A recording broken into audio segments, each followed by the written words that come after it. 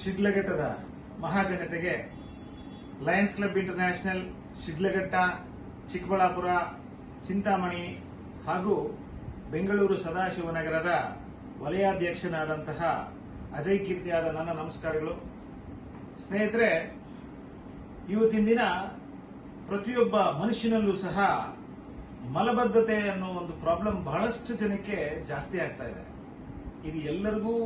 ಇದು ಯಾರಿಗೂ ತಪ್ಪಿದ್ದಲ್ಲ. ಮಲಬದ್ಧತೆ ಅನ್ನೋದು ಇದರ ಮಲಬದ್ಧತೆ ಎಲ್ಲಿ ಜಾಸ್ತಿ ಆಗ್ತಾ ಹೋಗುತ್ತೋ ಅದರ ನೆಕ್ಸ್ಟ್ ಸ್ಟೇಜ್ ಬಂದು ಮೂಲವ್ಯಾಧಿ ಅಂತ ಏನ್ ಹೇಳ್ತೀವಿ, ಪೈಲ್ಸ್ ಹಾಗೆ ಕನ್ವರ್ಟ್ ಆಗುತ್ತೆ. ಅದು ಇನ್ನೂ ನೆಕ್ಸ್ಟ್ ಹೈಯರ್ ಲೆವೆಲ್ಸ್ಗೆ ಹೋಗಿ ಫಿಶರ್, ಪಿಸ್ತೂಲ ಈ ತರ ಹಲವಾರು ಪ್ರಾಬ್ಲಮ್ಸ್ ಇವತ್ತಿನ ದಿನದಲ್ಲಿ ಅವರವರ ದೈನಂದಿನ ದಿನಚರಿಯಲ್ಲಿ ಬಹಳ ಜಾಸ್ತಿ ಆಗ್ತಾ ಇದೆ. ಇದಕ್ಕೆಲ್ಲ ಕಾರಣ ಅವರವರ ಈಟಿಂಗ್ ಲೈಫ್ ಸ್ಟೈಲ್ಸ್. ಅಂದ್ರೆ ಯಾವ ರೀತಿ ಅವರು ಫುಡ್ ನಾವು ಇಂಟೇಕ್ ಮಾಡ್ತೀವಿ ಏನೋ ಅನ್ನೋದು ಬಹಳ ಇಂಪಾರ್ಟೆಂಟ್ ಇರುತ್ತೆ. ಬಹಳಷ್ಟು ಜನಕ್ಕೆ ಇದರ ಬಗ್ಗೆ ನಾಲೆಡ್ಜೇ ಇರಲ್ಲ. ನಾವು ಯಾವ ರೀತಿ ಫುಡ್ ತಿನ್ಬೇಕು, ಏನ್ ತಿನ್ನಬೇಕು, ಏನ್ ತಿನ್ನಬಾರದು ಇದರ ಅರಿವೇ ಇರೋದಿಲ್ಲ. ಇದೆಲ್ಲದರ ಬಗ್ಗೆ ಒಂದು ಸಂಪೂರ್ಣ ಮಾಹಿತಿಯನ್ನು ಕೊಡ್ತಾ ಈ ಒಂದು ಮೂಲವ್ಯಾಧಿ ಅಥವಾ ಫಿಶರ್, ಪಿಸ್ತೂಲ ಅಂತ ಏನ್ ಹೇಳ್ತೀವಿ, ಈ ಒಂದು ಕಾಯಿಲೆಗೆ ಅವರದೇ ಆದಂತ ರೀತಿಯಲ್ಲಿ ಒಂದು ಟ್ರೀಟ್ಮೆಂಟ್ ಅನ್ನು ಕೊಡೋದಕ್ಕೋಸ್ಕರ ನಮ್ಮ ಡಾಕ್ಟರ್ CM ಪರಮೇಶ್ವರ್ ಅವರು, ಸ್ಮೈಲ್ಸ್ ಹಾಸ್ಪಿಟಲ್ ಫೌಂಡರ್ ಇವರು, ಸುಮಾರು 12 ವರ್ಷಗಳಿಂದ ಮತ್ತಿಕೆರೆಯಲ್ಲಿ ಇವರ ಆಸ್ಪತ್ರೆ ಇರುತ್ತೆ. ಈ ಒಂದು ಆಸ್ಪತ್ರೆಯ ವತಿಯಿಂದ ಇದೇ ಫೆಬ್ರವರಿ 2ನೇ ತಾರೀಕು ಒಂದು ಕ್ಯಾಂಪ್ ಅನ್ನ ಹಮ್ಮಿಕೊಂಡಿದ್ದಾರೆ.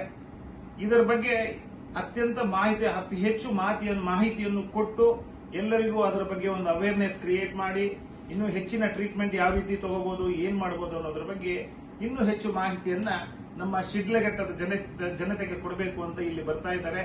ಇವರಿಗೆ ನಮ್ಮ ಲಯನ್ಸ್ ಕ್ಲಬ್ ಆಫ್ ಶಿಡ್ಲಘಟ್ಟದ ವತಿಯಿಂದ ಆತ್ಮೀಯವಾದಂತಹ ಸ್ವಾಗತವನ್ನು ಬಯಸ್ತಾ ಇದ್ದೇವೆ. ಅವರಿಗೆ ಈ ಪ್ರತಿಯೊಬ್ಬ ನಮ್ಮ ಶಿಡ್ಲಘಟ್ಟದ ಪೌರನೂ ಸಹ ಯಾರ್ಯಾರು ಈ ಕಾಯಿಲೆಯಲ್ಲಿ ಬಳಲ್ತಾ ಇದ್ದಾರೆ ಎಲ್ಲರೂ ಸಹ ಈ ಒಂದು ಕಾರ್ಯಕ್ರಮಕ್ಕೆ ಹಾಜರಾಗಿ ಅವರವರ ಟ್ರೀಟ್ಮೆಂಟ್ ತಗೋಬೇಕು ಅಂತ ನಿಮ್ಮಲ್ಲಿ ಎಲ್ಲರೂ ಸವಿನಯ ಪ್ರಾರ್ಥನೆ ಮಾಡ್ತಾ ಇದ್ದೀನಿ ಸರ್. ಈ ಒಂದು ಕಾರ್ಯಕ್ರಮ ನಮ್ಮ ಶಿಡ್ಲಘಟ್ಟದ ವಾಸವಿ ದೇವಾಲಯದ ರಸ್ತೆಯಲ್ಲಿರುವ ವಾಸವಿ ವಿದ್ಯಾಸಂಸ್ಥೆಯಲ್ಲಿ ಸ್ಟಾರ್ಟ್ ಆಗ್ತಾ ಇದೆ.